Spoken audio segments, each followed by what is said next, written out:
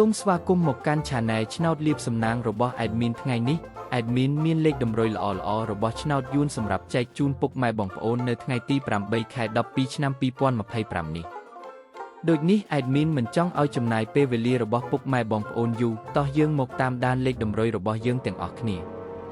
សម្រាប់លេខតម្រុយ2លេខមានលេខ63លេខ29សម្រាប់លេខតម្រុយអូស2លេខមានលេខតម្រុយទី1អូស60និងលេខតម្រុយចុងក្រោយអូស7សម្រាប់លេខតម្រុយ3លេខមាន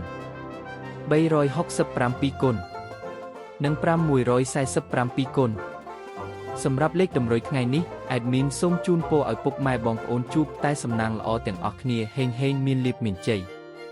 ជាចុងក្រោយសូមកុំភ្លេចជួយចុច Subscribe និង Comment ហើយដាក់សញ្ញារូបកណ្ដឹងដើម្បីជួយផ្ដល់កម្លាំងចិត្តមកកាន់ Admin ជាពិសេសងាយស្រួលតាមដានវីដេអូថ្មីនិងលេខតម្រុយល្អៗជាប្រចាំថ្ងៃជាមួយ Admin សូមគោរពលាពុកម៉ែបងប្អូនពីខ្ញុំបាទ Admin ឆ្នោតលៀបសំណាងល្អទាំងអស់គ្នាសូមអរគុណ